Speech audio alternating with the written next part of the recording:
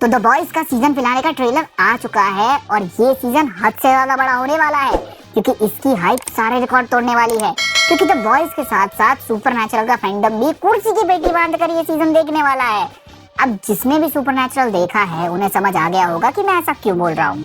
तो ट्रेलर की बात करें तो भाई ट्रेलर काफी ज्यादा फोकस करता है वॉर पर, जो कि लाजमी है क्योंकि लास्ट सीजन जो बगड़जंतर होमलैंडर ने मचाया था और वो स्लोली जो अमेरिका पर कब्जा करने का प्लान बना रहा है, डिक्टेटर बनना चाह रहा है, उस पर कहानी होगी।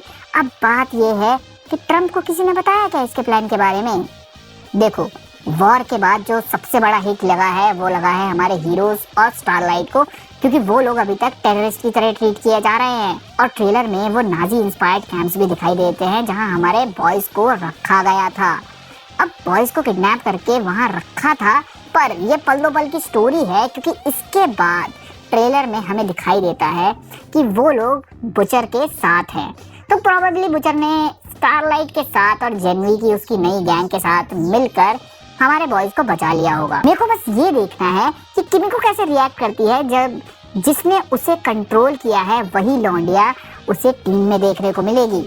वहीं बुचर वापस आ गया है और अब उसके लिए अर्जेंट हो गया है। अब वो इस लड़ाई को लंबा नहीं खींच सकता क्योंकि होमलैंडर अपनी आर्मी को दिन प्रतिदिन बढ़ाए जा रहा है और इसके लिए बुचर को वापस आना ही पड़ेगा। वापस आकर वो अपनी टीम के साथ जुड़ेगा। कितना ही बड़ा ईगो हो, कुछ भी हो, लेकिन उसे टीम की जरूरत है। वॉर को बिना टीम के बुचर भी नहीं जीत सकता। बट इस होमलैंडर को मारने के लिए उसे तगड़ी प्लानिंग करनी पड़ेगी। और अब वहीं आते हैं एशली पे। एशली जो लास्ट सीजन एक मॉन्स्टर बन गई थी वो अभी ऑलराइट दिख रही है, यानी कि उसकी पावर्स जो है वो उसकी मर्जी के मुताबिक एक्टिवेट और जा सकती हैं, दोनों ही काम हो सकते हैं। तो वो शो में ही हमें ये चीज देखने को मिल जाएगी। एक सीन में हमें दिखाया जाता है कि मिलिट्री वाले रायन को शूट कर रहे हैं जो कि अपनी पावर्स यूज करता है और इसका मतलब यही है कि रायन अभी हाइड कर रहा है या फिर द बॉयज के साथ काम कर रहा है। दोनों में से कुछ भी हो, होमलैंडर अपनी पूरी गैंग के साथ आर्म्ड गार्ड के साथ उसे ढूंढने में लगा हुआ है। वहीं स्टैन एडगर की अगर हम लोग बात करें, वो ऑरा फार्मिंग दोबारा से कर रहा है और न्यूमन की बेटी को रेडी कर रहा है क्योंकि उसे अपनी सीट वापस चाहिए। भाई जो हमारा है हमको चाहिए। और होमलैंडर की डेथ के बाद उसे ये सारी चीजें मिल सकती हैं, लेकिन उसके लिए होमलैंडर का मरना बहुत जरूरी है। और ट्रेलर में हमारा बुढ़िया लवर सोल्जर बॉय भी हमें देखने को मिल जाता है। ये प्रिटी क्लियर है कि भाई सोल्जर बॉय यहाँ पर क्यों है। देखो, द बॉयज के लास्ट सीजन में हमने देख लिया था और जेनवी के सीजन 2 में भी हमें ये कंफर्म हो गया था कि होमलैंडर इस फाइट में बिल्कुल अकेला है। जिन भी सुप्स पर वो ट्रस्ट करता है ना, वो सब उसकी पीठ में खंजर भोंकने को तैयार बैठे हैं। और यहाँ पर होमलैंडर एक नाराज मगर डरे हुए बच्चे की तरह एक ही काम कर सकता है, डैडी के पास जाना। इस केस में उसके डैडी एक ही हैं, द सोल्जर बॉय। अब सोल्जर बॉय उसकी हेल्प करेगा इन सब के अगेंस्ट, लेकिन वो धीरे धीरे हो सकता है कि अपनी खुद की प्लानिंग बना रहा हो होमलैंडर को रास्ते से हटाने के लिए।